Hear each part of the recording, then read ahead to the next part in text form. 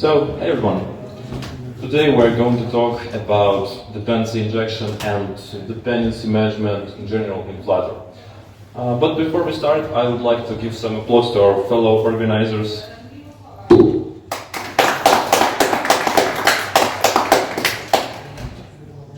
Yeah, I'm very happy to be there. So let's start.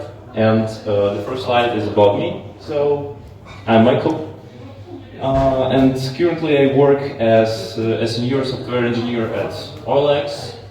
You might know me from my articles at Lazebny.io. I also have a Telegram channel in Telegram, and I also write something on LinkedIn, X, and generally I used to do some streams, but it didn't work well. But anyway, so let's start, and this is the agenda for today's meetup.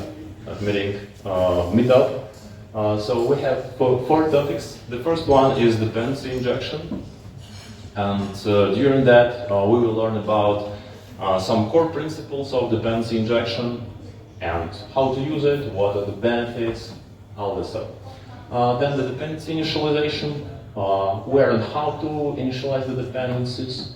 And then the accessing dependencies, how to actually access those initialized dependencies. And last but not least, we will compare this approach to using a service locator, which is kind of a popular approach in Flutter community as well. So let's start. And I would like to start from addressing the question, what is a dependency? So let's define it. Imagine you have two classes, class A and class B.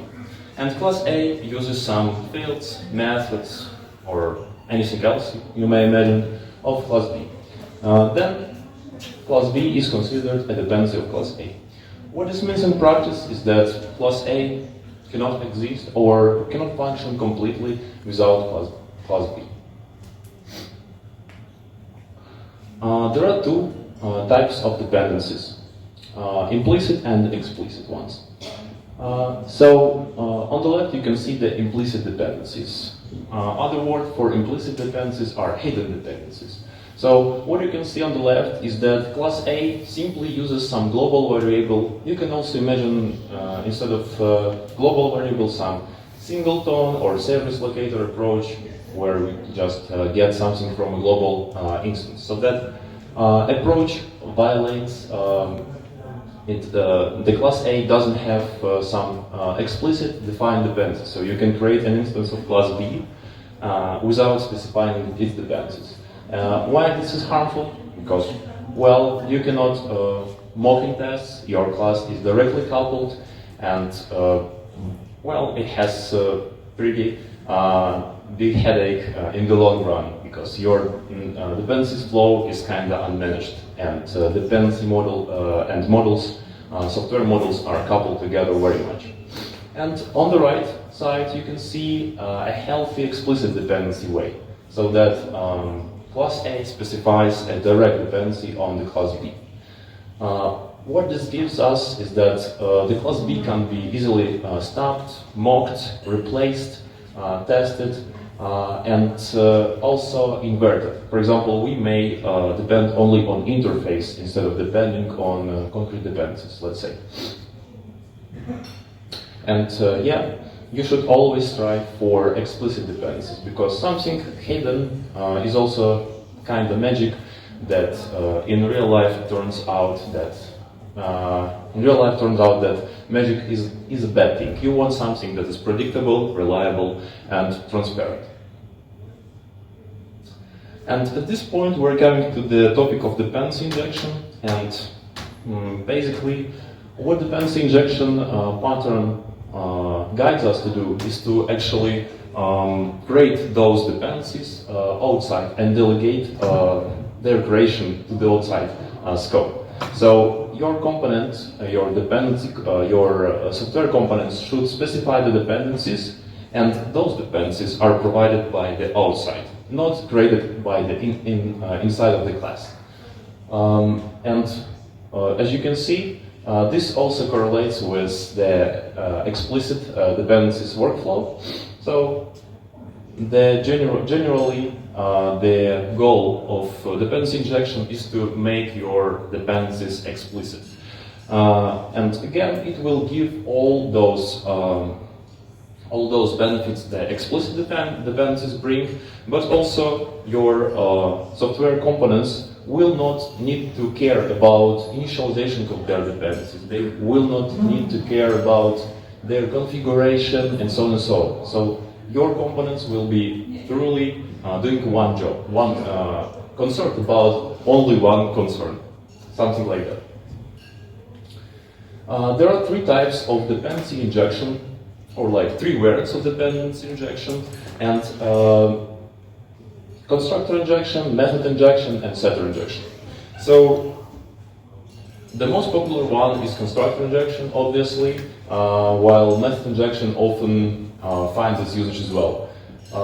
But setter injection is like for, I would say, some edge cases probably, or some backend folks. To be honest, I have seen it only in some Java word, like Spring probably, if I'm not mistaken. So generally, we use constructor and method injection in Flutter, and in Dart, of course. As you can see, in constructor injection, we simply pass dependencies via a constructor, and in method, via method, right?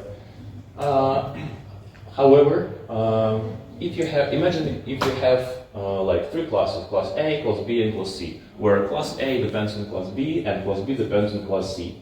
So what this will turn out if both of them use constructor injection is that you will need to pass the instance of class C to the class B, and instance of class B to the instance of class A, right? And it is kind of a chain of dependencies.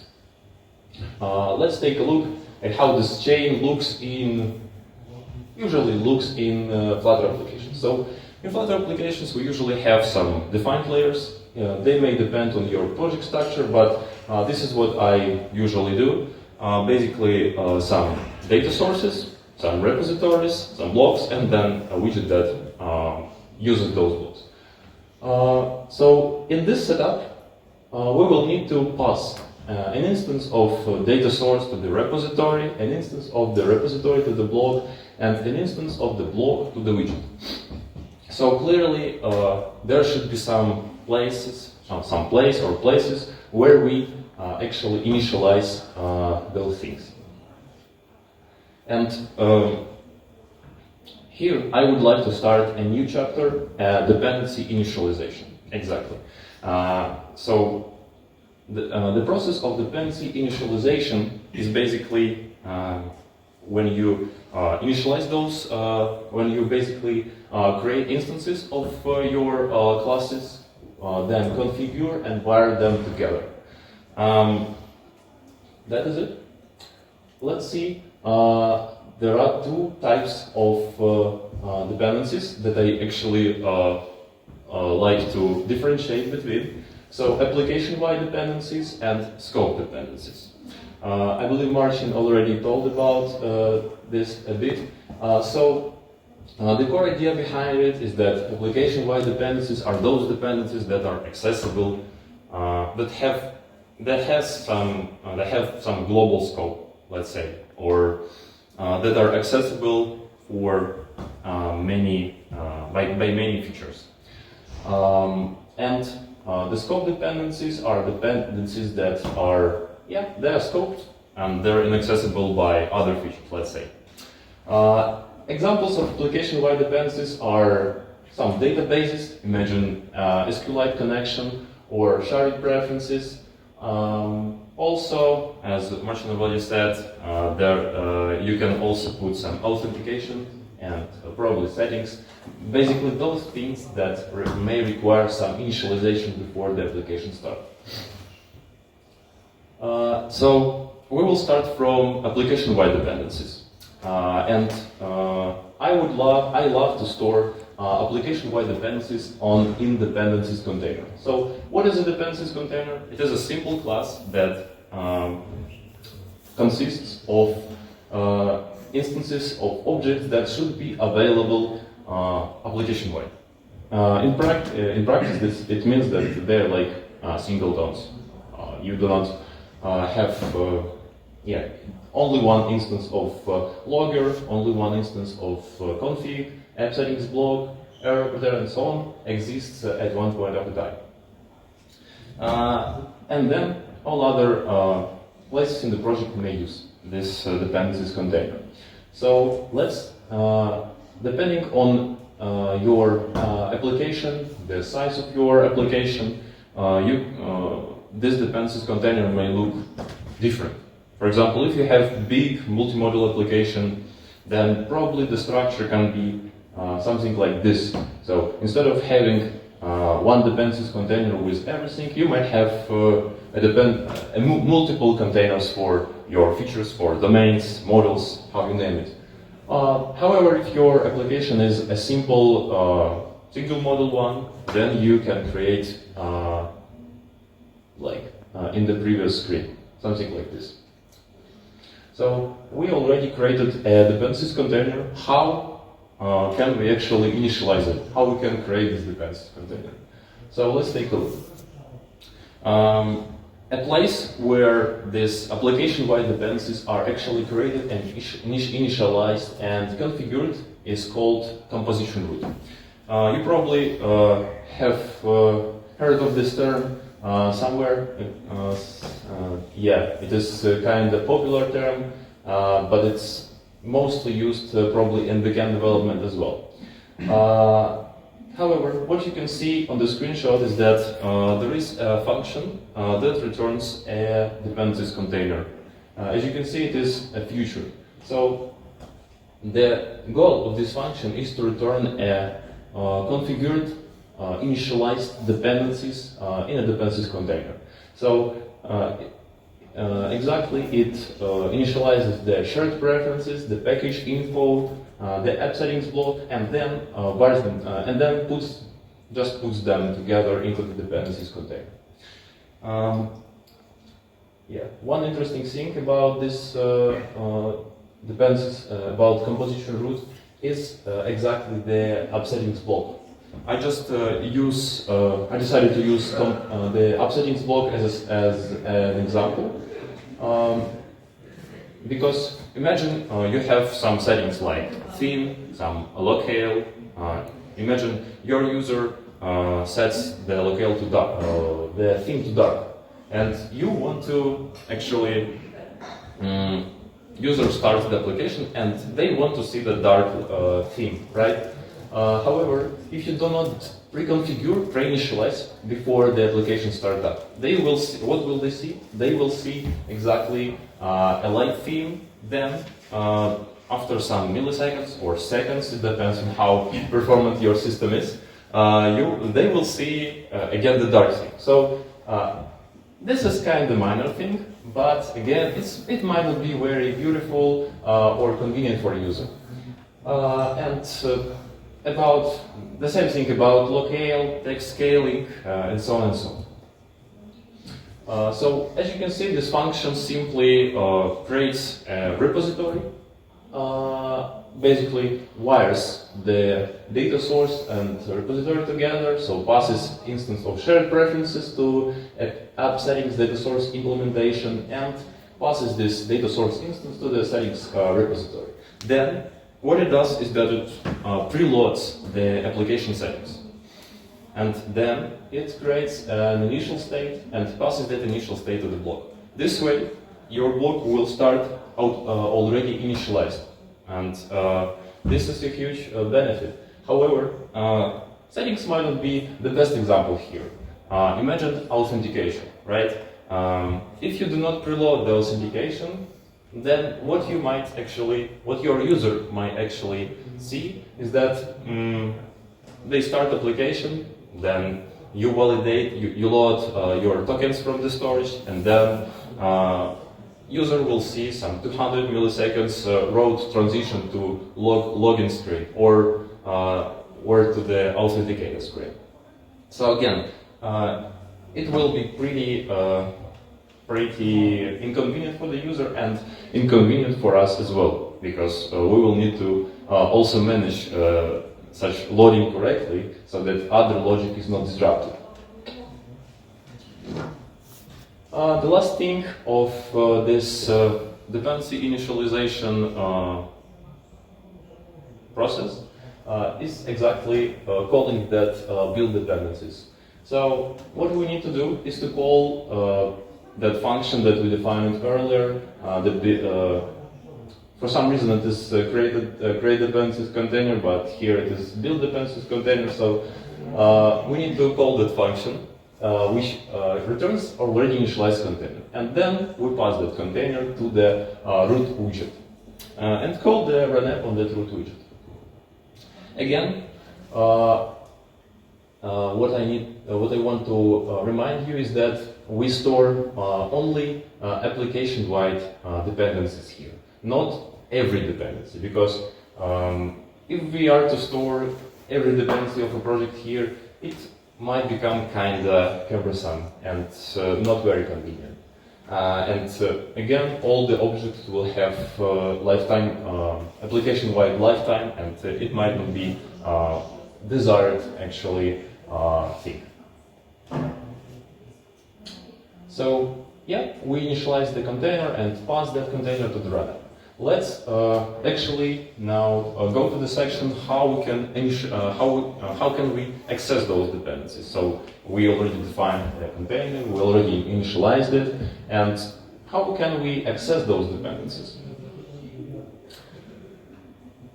So there is a dependency scope sync.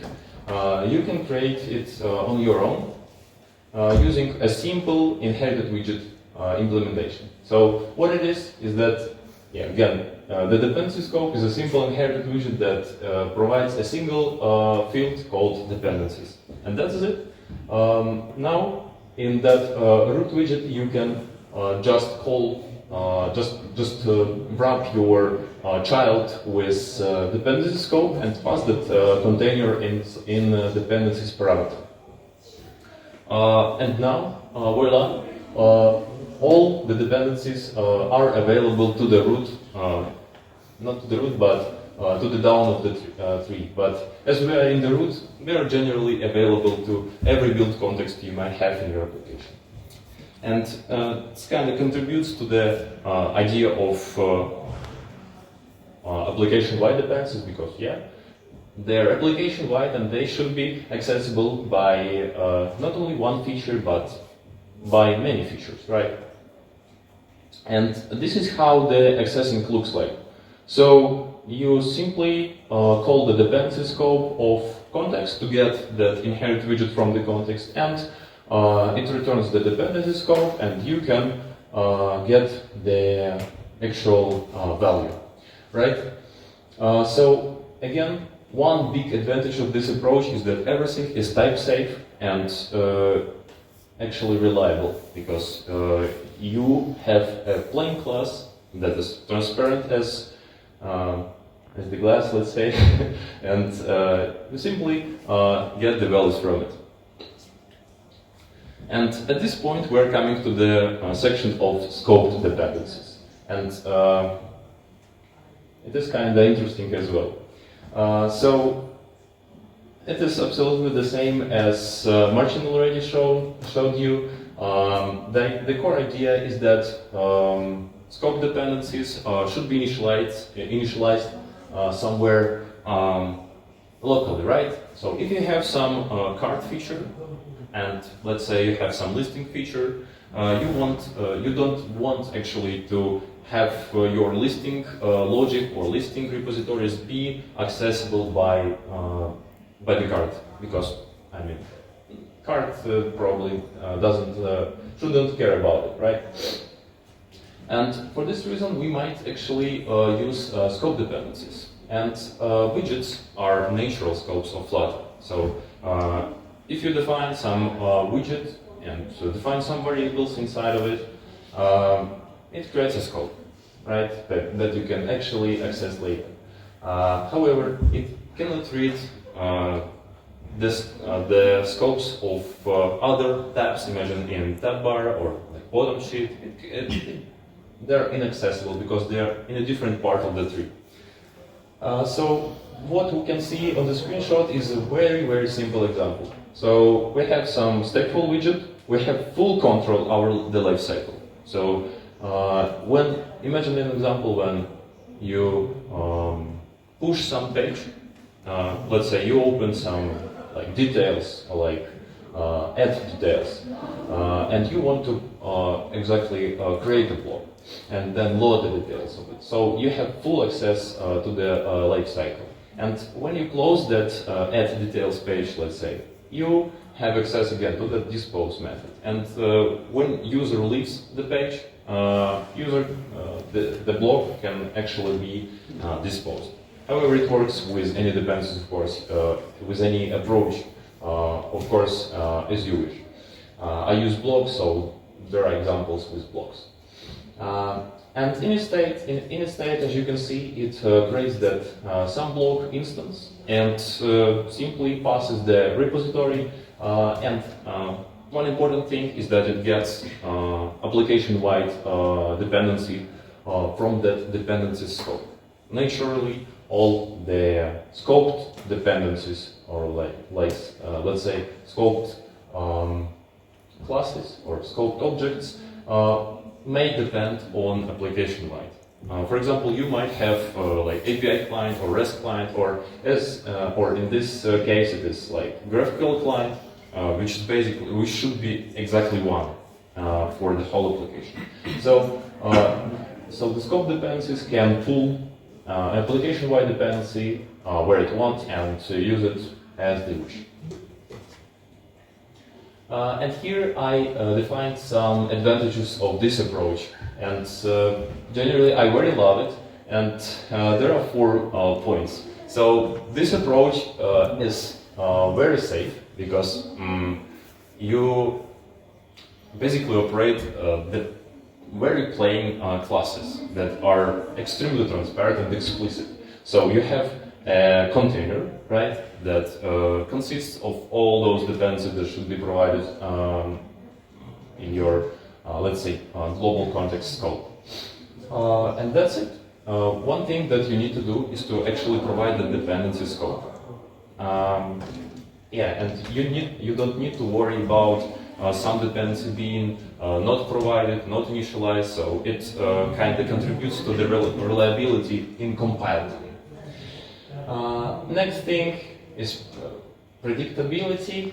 However, I already told about it, so again, the flexibility is also an important thing, because we're not using any framework here, we're not using any library. It is absolutely pure Dart approach. And why it is good? Because we're not limited by anything. We can do whatever we want.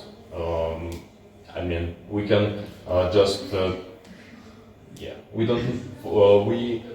shouldn't follow any rules, any APIs. Basically, we own our own projects.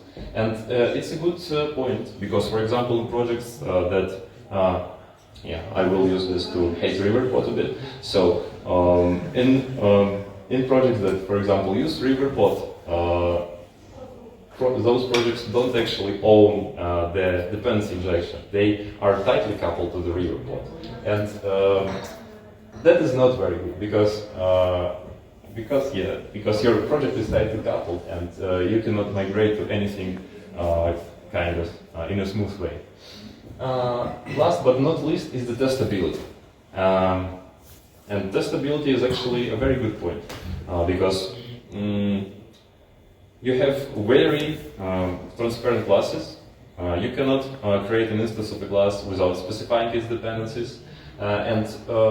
You simply provide the dependencies in constructors or methods, and that's it. You can provide mock dependencies, you can provide real dependencies, whatever you wish. And this is probably can't be the most interesting part, maybe for the audience. So the service locator. And now I would like to compare this to service locator approach. So service locator is probably very, very, very popular thing in Flutter, because we have like packages like getit that are extremely popular. They have like probably 5,000 or 6,000 likes on PubDev. So it's really huge. On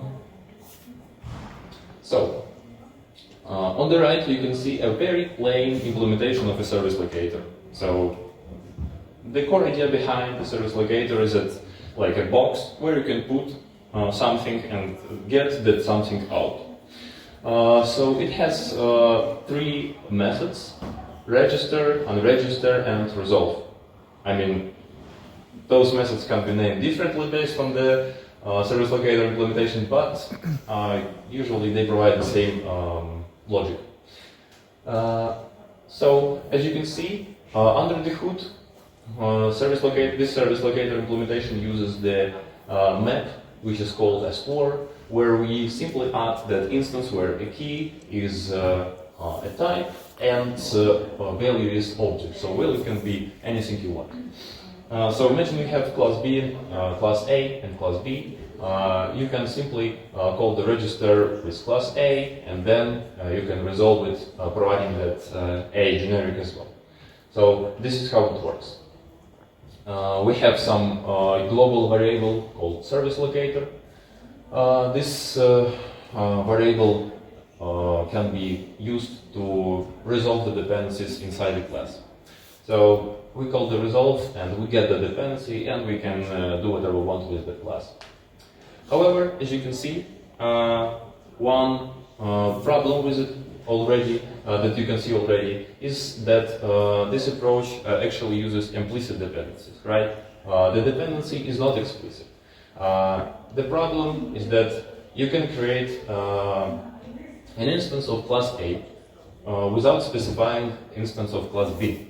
And it can contribute actually to errors in runtime, because if you forgot to register instance of B, well, your application will throw in runtime. And this is the main problem of service locators, because they're not safe for your runtime execution.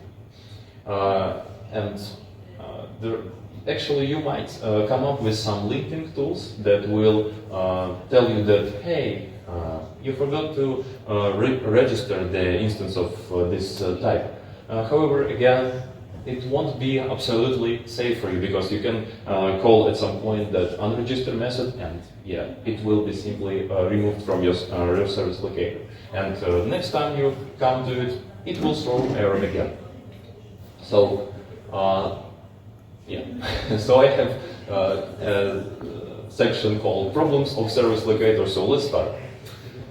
I already told about the runtime errors, but I want here you to compare what is the difference between those two approaches.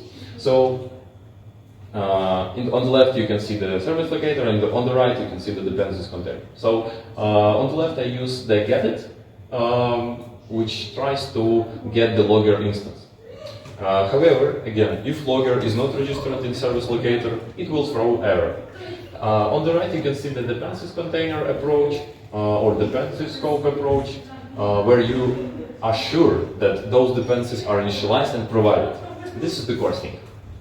So the approach on the right will throw error only if you forgot to provide your dependency scope. However, this is the thing that you do only once. But with service locator, you need to provide those dependencies each time you introduce something new. In tests, service locators are not very predictable. Again, this is because of a problem that we do not specify the dependencies. However, if you are using the service locator, I highly advise you to specify them, because and do not do something like this.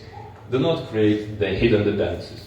Even if you are a service locator guy, still specify the dependencies in classes. So you're kind of still using the dependency injection in you, and you are somewhere in between, so that at least your classes can be tested in unit tests. So again, the problem with this test is that class A actually inside depends on class B. However, we didn't provide this class, and when calling some the complex stuff function, we expect that class A will return normal. However, it will throw error because, yeah, class B is not registered. So what you will need to do is that before running that test, you will need to actually register that instance of class B. So test on the right, on the left works correctly because we registered the instance of class B. However, another problem shows up, and this another problem is called the shared state, and this is another thing that you should avoid in your tests. So what you can see on the right is that these are two identical tests. However, the first one registers the instance of class B, and the second one doesn't register anything. However, then both pass if we run tests as a group.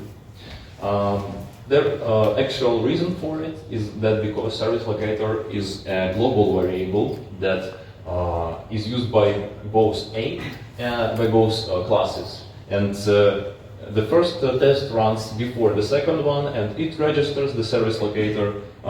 It registers the instance of class B in service locator, and then the next test simply passes as well because that instance is already registered. So this is a common problem when using service locator, and the way you can avoid it is that you can use tear down and set up methods of tests.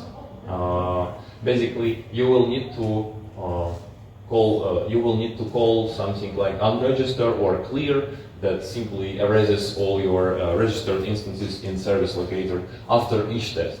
So again, it sounds like a bit crutchy. We are already doing something wrong, but let's say I have seen this in a lot of projects, and probably for some reason I always work in projects that use Get. So this is something interesting. Another thing that I want to mention, but I forgot to add it here, is that you may know that Flutter tests are actually compiled separately, so that you have multiple test files, and when you run Flutter test, it actually compiles them separately. So what it means is that it actually runs them in separate isolates.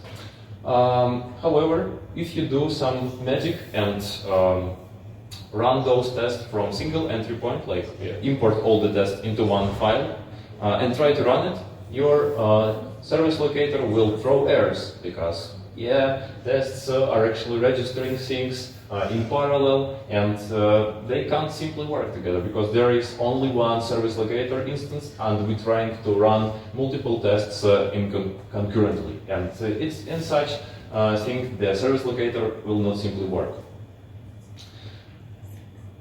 So next thing is the unknown lifetime. Here I prepared an example with getIt, which is again the most popular thing, and it provides two methods: register lazy singleton and register factory.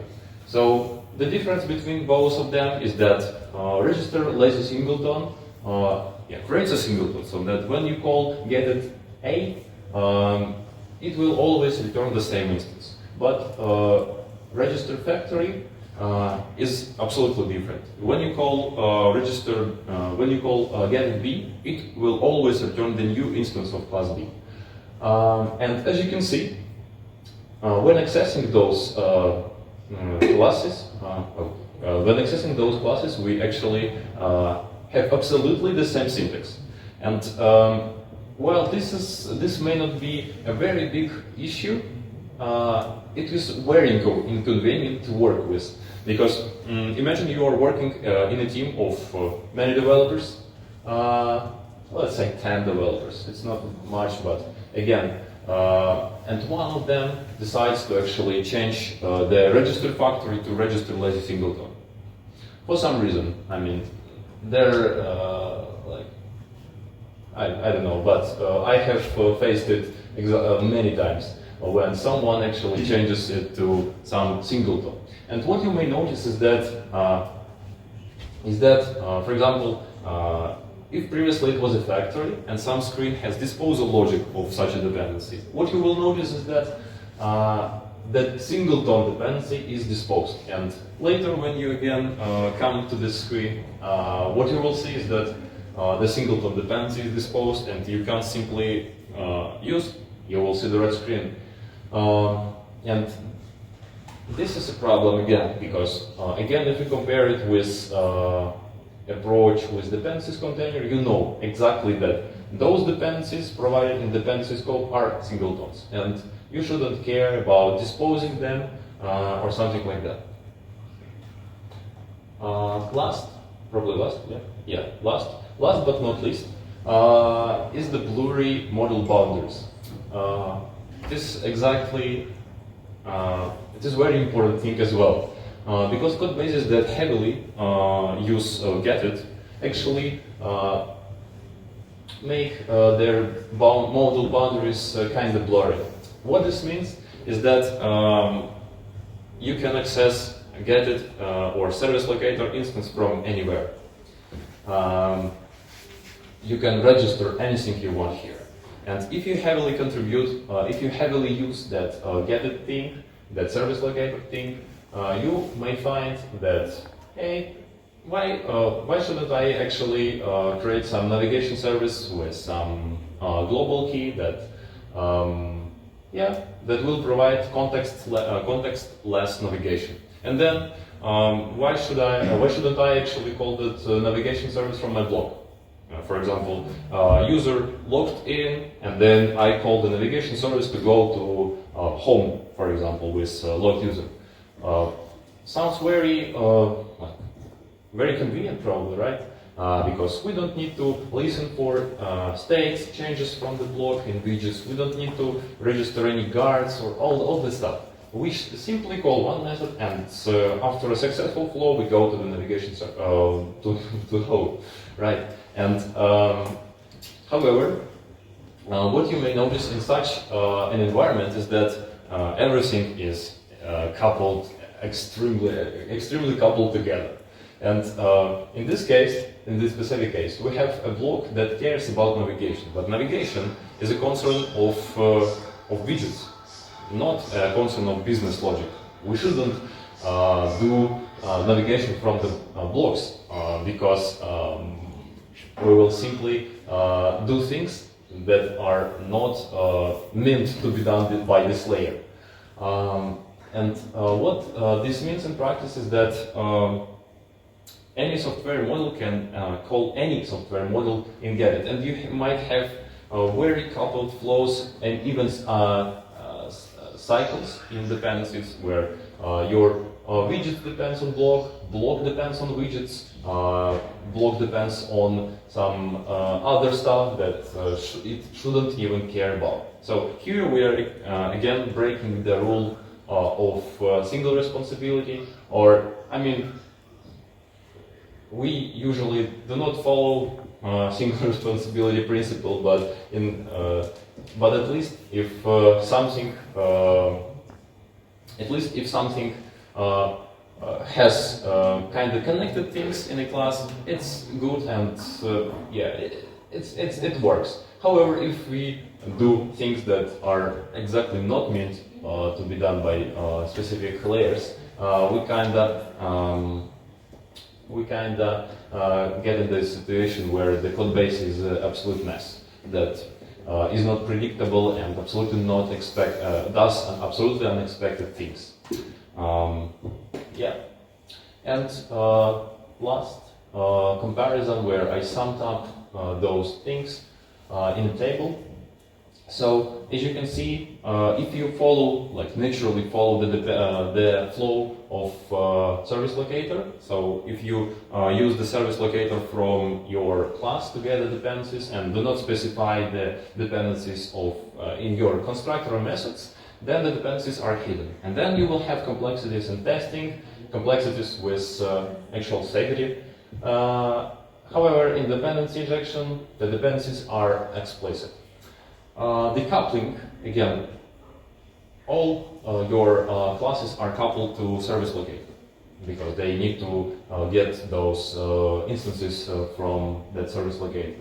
And dependency injection actually forces you to lose the coupling, because you can depend on interfaces, you can invert the dependencies, you can specify the interface, and the outside caller will care about that configuration, that actual dependency that should be passed. We already talked about testing, so TLDR service locator is kind of hard to be tested. It's not impossible, but it is a bit harder than testing the dependency, classes that follow the dependency injection. And there are many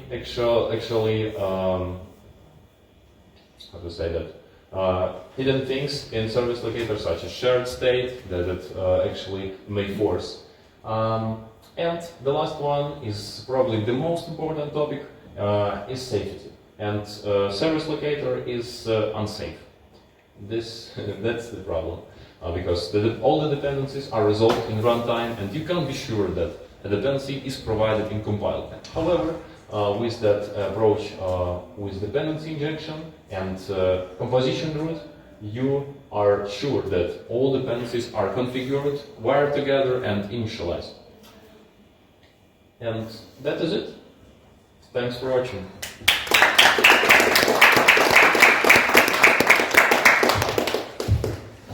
Okay, so now it's time for the